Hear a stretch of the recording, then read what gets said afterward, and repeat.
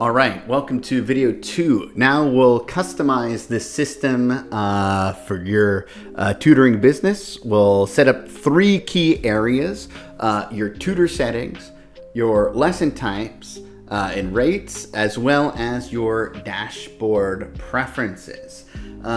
Just before we get started, please remember that I advise you to save 2 copies of this. Remember to keep one backup, which you don't touch, and another copy that is just your working copy there.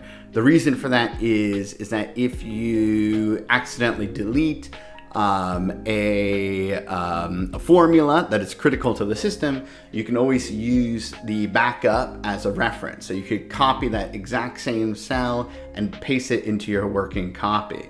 That's also a reminder that if you see a yellow cell like this in the tutor settings, don't touch it. You see here that there is an advanced formula here. In this case, it's the formula to figure out what your operating currency is. So please don't write anything in there. Just don't touch anything in the yellow cells.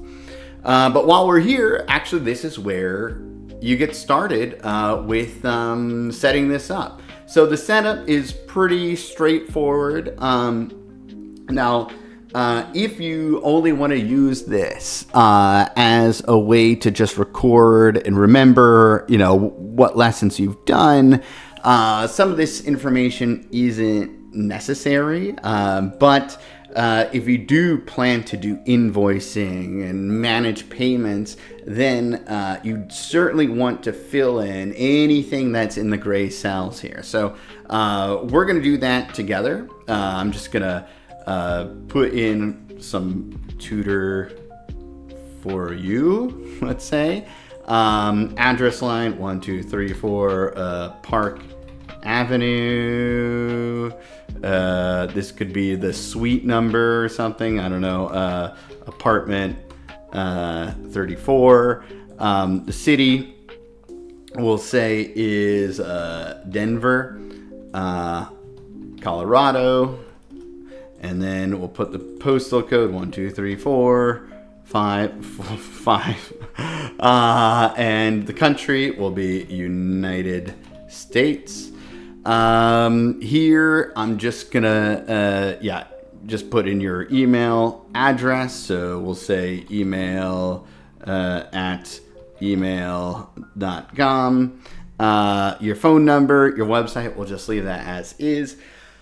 You're going to put in also your operating currency. So if I'm based in Denver, Colorado, then I will just use the USD. But I try to make this, as accommodating to anybody outside of the United States as possible. So you can also go to this drop down.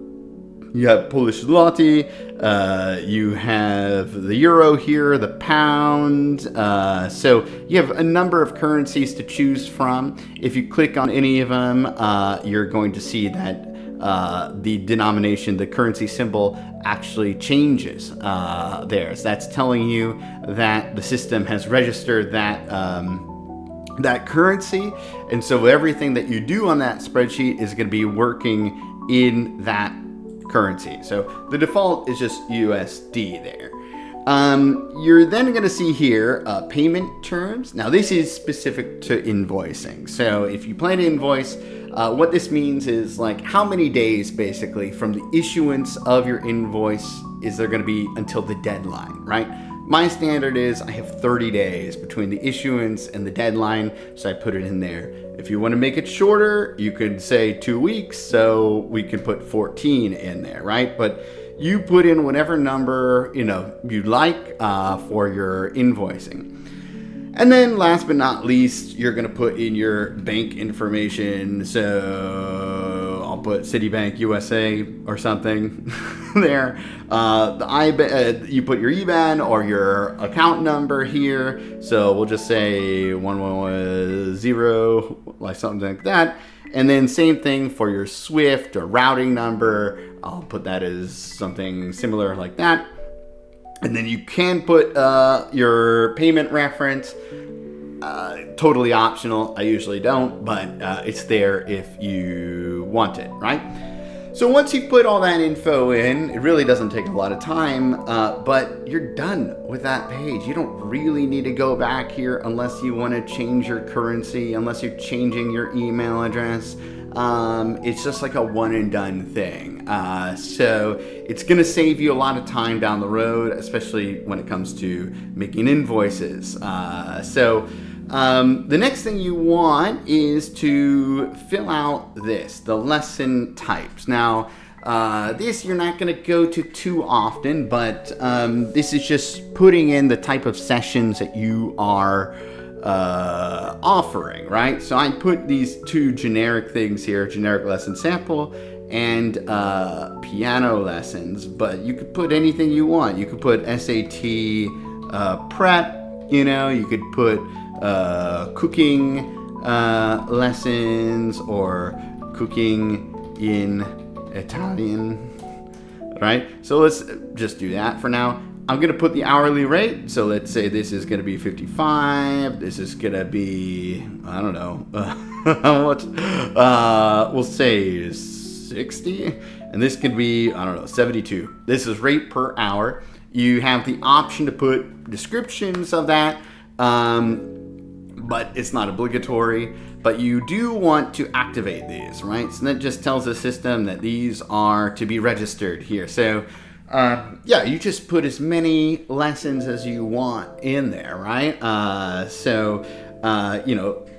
I did that so there's more flexibility in terms of, the types of lessons you want to offer, the different rates you want to offer. You could just put tons in there. So, again, you do this once and you're kind of done with it. You don't really have to go back unless you want to remove a lesson, in which case you say it's not active, or you want to add another lesson, and that's relatively quick. Just put in the name of the lesson, the rate that you're charging per hour, and then activate it. And then the last thing you want to do in the setup, of course, you've set up your tutor settings, you've put in the lessons that you're offering, and so now you got to put in your students, right? So here you'll see that the first row is self-personal, but it's in yellow, so that means it's best that you don't mess with it. Just leave that as is. But then you have these sample students I put in here, but we can add some of our own here, right? We'll say this is going to be John Doe. This is going to be, we're going to add another student, Jane Doe. And, if they don't have a parent, they don't have a guardian, maybe the client is the person that's being billed, you don't have to put any information in there. But generally if you do want to invoice, you want to fill this information out here. That will help the invoice generator know who to charge. So just for the sake of time, I'm just going to copy and paste those addresses here. They're fictional addresses, so nothing to worry about there. But you'll see also, you may have noticed, in these yellow rows, you see that this data has automatically populated. For both John Doe and Jane Doe, you see a lot of zeros under the total lessons, total hours, amount paid, amount due, because they're new students. We haven't registered them for anything, right? So it's okay. In fact, they should be showing zeros there.